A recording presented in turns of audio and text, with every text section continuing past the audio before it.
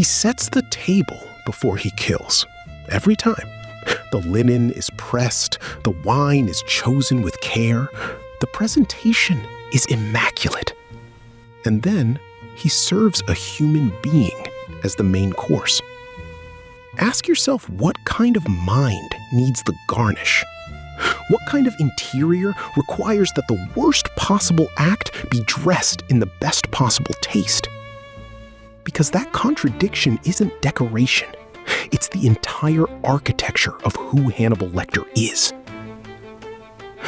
The puzzle at the center of this mind is not that he eats people. Plenty of fictional monsters eat people. The puzzle is that he has opinions about how they should be prepared. He has preferences. He has standards. He is, by every account, the most refined person in whatever room he enters, and simultaneously the most annihilating presence any human being could encounter. That gap between the civilization he performs and the savagery he enacts is not a contradiction he suffers from. It's one he engineered. And the question worth asking is why? To ground this, you need exactly 3 facts. A boy in Lithuania in 1944 watches his younger sister Misha murdered and cannibalized by deserters. He later learns they fed her remains to him. And from that moment forward, every single thing this person builds, the medical career, the gourmet palate, the memory palace, the impeccable manners, the opera subscriptions, the kills, every brick is laid on top of that one unspeakable floor. That's the foundation. Now let's walk through the rooms he built on it. Start with the most obvious room, and the one most people misread. He eats the rude. That phrase gets quoted like a punchline, like a charming quirk of a charismatic villain. But sit with the psychology of it for a moment. A child is fed his own sister by people who had no regard for human dignity, who treated a little girl's body as meat because they had abandoned every code of civilized behavior. And that child grows into a man who appoints himself the sole judge of civilization's boundaries. He decides who has manners and who doesn't. He decides who is worthy of being treated as human and who has forfeited that status through their coarseness. That isn't justice. That isn't even revenge. That's a traumatized mind rebuilding the world so that the thing that destroyed it can never happen again, except under his control. He became the one who decides when a person stops being a person, because once someone else made that decision about Misha, and he had no power at all. There's a clinical term for what he's doing. It's called identification with the aggressor. A child who is helpless in the face of overwhelming violence sometimes resolves the terror not by rejecting the violence, but by becoming its source. If I am the one who devours, I can never again be the one who is devoured. But Lecter doesn't just devour. He curates, he elevates, he turns the act into art. And that second layer, the aestheticization, is where the real wound hides. Because the refinement isn't separate from the killing. The refinement is the killing's justification. Think about what a memory palace actually is. It's a technique for total recall, for preserving every sensation in perfect fidelity. Lecter built one so elaborate, it functions as an interior world. He can retreat into it, relive any moment, any flavor, any piece of music. But a memory palace built by a man who watched his sister eaten alive is not a sanctuary. It's a prison with beautiful wallpaper. Every room in that palace exists because the first room, the one he can never demolish, contains an image so devastating that the rest of the structure was built to surround it, to drown it in beauty, to bury it under Baroque architecture in Bach and Chianti. He doesn't love culture. He needs it. The refinement is a barricade against a memory that no amount of elegance can erase. And this is why he fascinates us in a way that other fictional killers do not. He's not frightening because he's out of control. He's frightening because he's in perfect control. And that control is itself the pathology. Anthony Hopkins understood this completely when he played Lecter as ultra sane, very still, never wasting an ounce of energy. He modeled the performance on HAL 9000, a machine, not a monster. That's the tell. A critic called him dispassionate, brilliant, deficient in emotions. But that's not quite right. Lecter isn't deficient in emotions.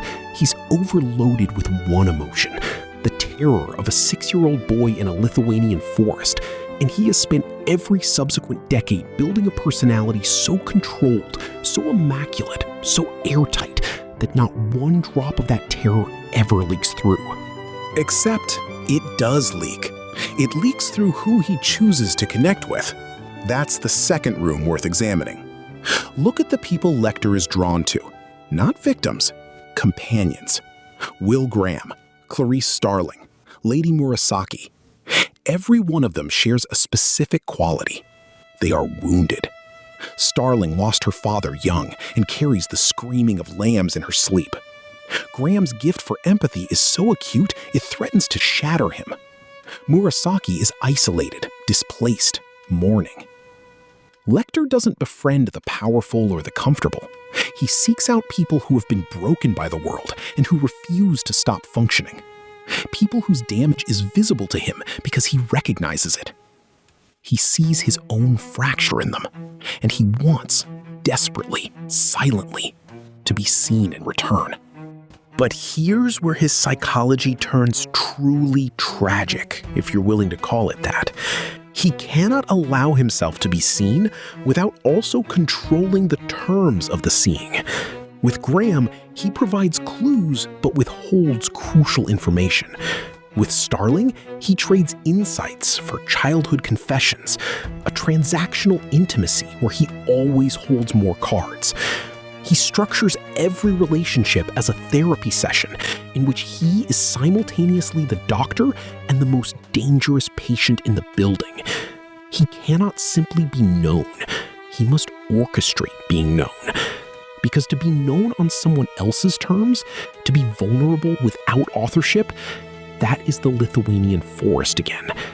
That is being a child with no power while the world devours what you love.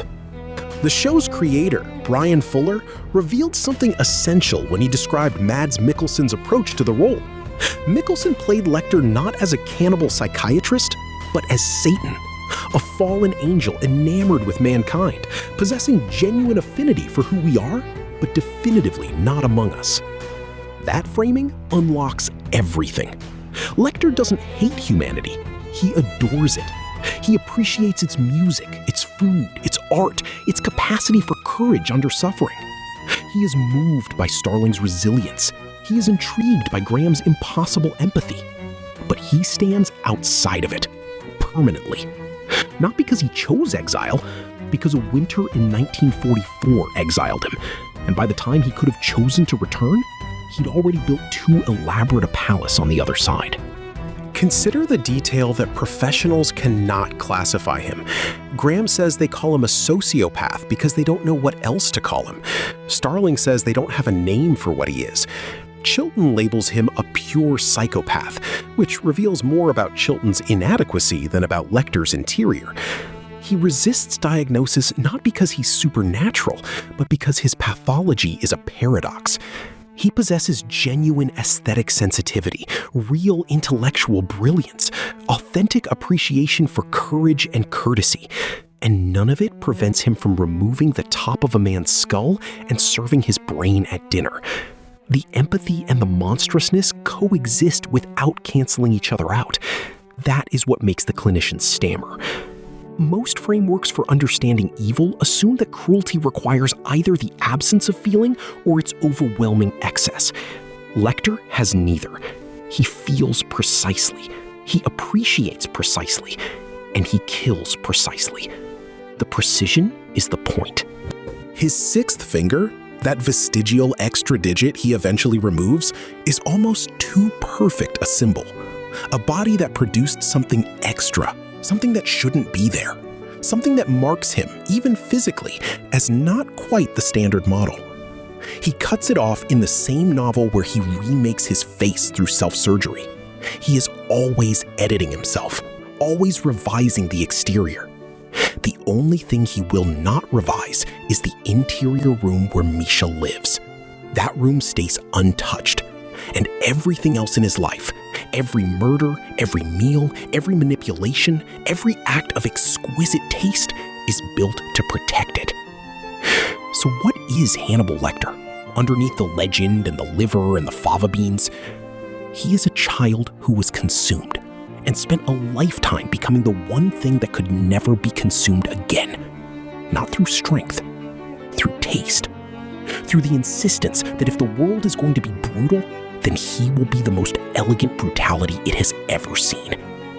He didn't overcome his trauma. He became it. He swallowed it whole. And then he set the table. And maybe what makes him linger in our minds is the uncomfortable recognition that refinement and savagery are not opposites. That the person with the best manners in the room might be the one most desperate to contain something unmanageable. That control, taken far enough, becomes its own kind of violence. We admire his composure, and we should ask ourselves why. Because admiring Hannibal Lecter's composure means admiring the walls of a prison and never asking what's screaming inside them. If this changed how you see the doctor, stay for the next one. There's always another mind worth opening.